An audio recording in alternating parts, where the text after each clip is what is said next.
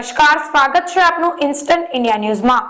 વડોદરાના ગોત્રી વિસ્તારમાંથી એક અવનવી ઘટના સામે આવી છે। ગોત્રી વિસ્તારમાં બની રહેલ વિરલ શેઠ નામના વ્યક્તિની કોર્ટયાર્ડ પ્રિમેરો સાઇટ ખાતે એક યુવકે પોતાનો જીવ ગુમાવ્યો। મળતી માહિતી મુજબ આ યુવક નામે સુથાર મહેન્દ્રકુમાર તેના બીજા એક સાથીદાર સાથે તે સાઇટમાં ગયો હતો અને સાઇટમાં ગયા બાદ કોઈ કારણોસર તે યુવકે પોતાનો જીવ ગુમાવ્યો। આ ઘટના થતાની સાથે જ મહેન્દ્ર સુથારની સાથે ગયેલ વ્યક્તિ ઘટના સ્થળેથી ફરાર થયો હતો। લોકચર્ચા સામે આવતા જાણવા મળ્યું કે તે યુવક બપોરે 12:30 થી 1 વાગ્યાની વચ્ચે ત્રીજા માળના દાદરેથી ગબડી ગયો હતો અને લગભગ 4 વાગ્યાની આસપાસ તેનું મૃત્યુ પામ્યો। પરંતુ તે ઘટના 12:30 થી 1 વાગ્યાની આસપાસ થઈ હતી, પરંતુ સાઇટના લોકોએ 4 વાગ્યાની આસપાસ તેની મૃત્યુ થયા બાદ 108 બોલાવી હતી। જો તે દાદર પરથી પડી ગયો તે સમયાંતરે જ 108ને બોલાવવામાં આવી હોય તો કદાચ આ જે વ્યક્તિ જીવંત અવસ્થામાં હોત। હવે તે સવાલ ઊભો થઈ રહ્યો છે, મૃત્યુ પામ્યા બાદ 108ને બોલાવી કેટલા હદ સુધી લાજમી છે? અને અન્ય લોક ચર્ચા અનુસાર તે વ્યક્તિ તે સાઇટમાં ચોરી કરવા આવ્યો હતો અને સાઇટના લોકો દ્વારા તેને પકડવામાં આવ્યો હતો અને સાઇટના સ્ટાફ અને સુપરવાઇઝર દ્વારા તેને ઢોર માર મારવામાં આવ્યો હતો। તેને ખૂબ જ ખરાબ ઈજા પહોંચાડી હતી તેમજ તેના બંને હાથ પગ પણ ભાંગી ગયા હતા અને માથામાં કપાળના ભાગમાં ગંભીર ઈજા પહોંચી, જેના કારણે તે મૃત્યુ પામ્યો।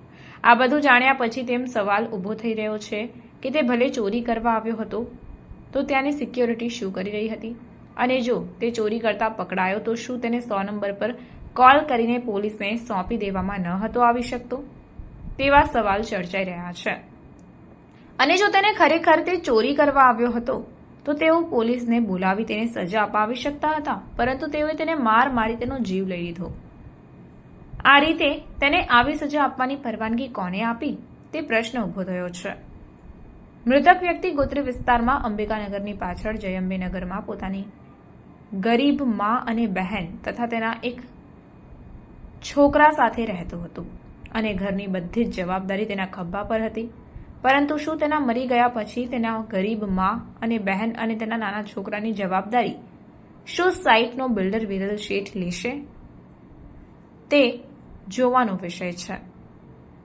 શું આ લોકોની જિંદગી પણ ઉજળી જશે કે આપણી સરકાર કે પોલીસ તંત્ર આ ગરીબ પરિવારની જવાબદારી અંગે કોઈ પગલાં લેશે કે નહીં તે જોવાનું રહ્યું। એવી રીતના તમને એવો અંદાજ હતો કે મરી જશે? એવો અંદાજ તો બિલકુલ નહીં, એવું મને લાગે જ નહીં। એવું તમે પોણી પીડે હું તો તમારા હાથમાં આ લોકો આમ ખભા પર હાથ મૂકીને લાયા તારે પગ ટેકવતો તો ખરો? પગ ટેકવતો તો કે પગ નતો ટેકવતો? આમ ઘસડતા લાવતો હતો? ના ઘસડતા નહીં, બે હાથ આમ પકડી ઉપર હા, એટલે બે હાથ એમ ઉપર રાખ્યા, બે હાથ તૂટી ગયા છે એના, એટલે ઉપર આમ રાખ્યા કે કોઈને ખબર ના પડે એમ। હું તો અહીં નોકરી કરું, મારે તો ત્યાં આગળ બનાવવું પડે। હા, એ તો તમારી પૂરી માહિતી હોય ને તો છતાંય મેં આટલી માહિતી તો ના ના બસ બહુ ધન્યવાદ છે કાકા, કામ કરું બસ કમ્પ્લીટ કાકા। યસ તમારી વાત હવે માનવ ધર્મને નિભાયો છે। એટલે ગમે તે મારા વિસ્તારનો છે, હું એ જ રહું છું, હું રામદેવનગરમાં રહેતો હતો। એમને એક જ ભૂલ કરી, માણસની મોત થઈ ગઈ કે જે 108 મંગાવી એને તો દવાખાને લઈ ગયા તો જીવી જાત ને એ તો જીવ બચી જાય। ભલે વાગી હોત તો ચાન્સ તો હતા ને, એક મુશ્કેલ લાગતા હતા ને, બરાબર। પછી અહીંયા આવીને બેઠો, થોડી વાર પહેલા બેભાન હતો, પછી ધીરે ધીરે હોશમાં આવ્યો। અહીં બિહાર તો એ પીવાનું પાણી પછી અહીંયા જાતે એવું બોલે કે હું કેવી રીતે પડ્યો, એવું નહીં બોલ્યું કોઈ પૂછ્યું નહીં, એવું પછી કોઈ કોઈનું નામ બામ આવ્યું કે ભાઈ મને કોઈ ધક્કો માર્યો, એવું કશું એવું એ વાત જ નહીં, કશું નહીં બોલ। હજુ તો ગયો નહીં ઘેર, 7 થી 7 ની ડ્યુટી તો આના લીધે મારા હા આપણે તો બોલે ને મેં કેવું મારી વાત સાંભળો, તમે એ ના લેશો, લોડ ના લેશો, તમે ખાલી અમને એટલું તો બતાવો કે એ જે જગ્યાએ પડ્યો એ જગ્યા કઈ છે? એ જગ્યા તો તમે દિવસે સી ટાવરની પાછળ કઈ બાજુ કાકા? તમે દિવસે એ જગ્યા કે મારી વાત સાંભળો, ખાલી એક મિનિટ ઉપર કાકા, લીલું કપડું તો બાંધ્યું છે ત્યાં આગળ, તો બધી પાલકો બાંધેલી, તો પાલક પર આ બાજુ કે છે મેં વાત કરી એમની જોડે, આ બાજુની સાઈડ બધું પડ્યું છે નીચે, હા એ મેં પૂછ્યું એમને, પણ ખાલી તમે એનું કારણ એ મને આટલી ખબર નથી, એટલે પણ અહીંયા જ્યારે લાયા પેલા ગેટ બેહાડ્યો તો અહીંયા આગળ ત્યાંથી પછી એને ચલાવીને લાયા અમારી જોડે વાતો કરી ચલાઈને લાવ્યો તો કાકા હાથ તૂટલા થોડી ના હોય ચલાવીને લાયા ચલાઈને લાવ્યો તો એ આ હાથ તૂટી ગયા છે ને બંને હા બંને હાથ તૂટી ગયા છે એ તો આમાં ત્યાં પાછળ હોય એટલે મને તો ખબર નથી. એક વાત તો હું જેટલું જાણું એટલું મેં કહ્યું આ ત્યાંથી એને ઉઠાઈને લઈને આવ્યા છે એવું કહેવાનું ઉઠાઈને લઈને આવ્યા ને ના ત્યાંથી ચલાવીને લઈ આવ્યા ચલાઈને લઈને આવ્યો તો કાકા હા એ કેવું ખભા પર હાથ રાખી અને પછી લઈ આવ્યા અચ્છા એટલે ખભા પર આમ પકડીને લઈને આવ્યા છે ને ઉઠાઈને તે વખતે એવો ખેંચાડી હોશમાં હતો કે બેભાન હતો? તો ને પછી પેલી વાર પાણી પીને પછી બોલે તો એના મોઢા પર પાણી નાખેલું હતું શું હતું તો મોઢા પર આખું બધું પાણી પાણી તો હતું એ તો પેલી આપણે માખો બધી ફરે ને. હા. હા, એક મિનિટ એ એટલે પાણી છાંટ્યું ને માખો બહુ હતી એક તો અને મેં રૂમાલથી આમ આમ ઝટકે એટલે બહાર તમે બેસી રહ્યો આખો દાડો તલતલ નહીં મેં આ કેટલા વાગ્યાનો બનાવો તો કાકા 12:30 1 કાકા 108 તો ફોન કરવો જોઈએ કે નહીં? મારા સાહેબને બોલાવવો પડે ને એને મારા બોલના કેટલા બનાવો તો કાકા ખબર ના પડે.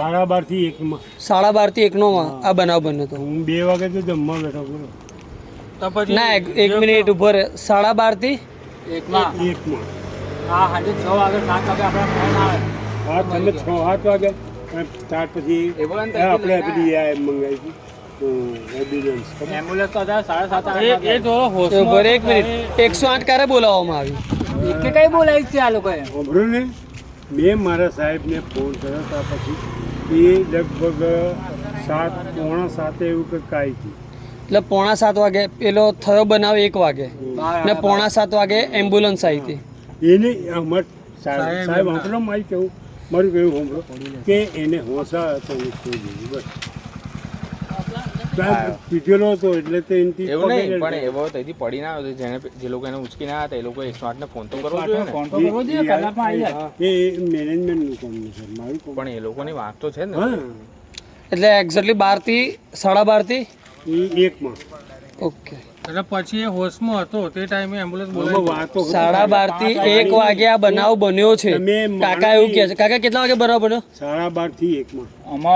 અમાર કઈ 5 વાગ્યા સુધી પેલો જાગતો હતો. એને એડ્રેસ આપ્યું પોતાના ઘરનું, ચાવી આપી પેલા પોલીસવાળાને.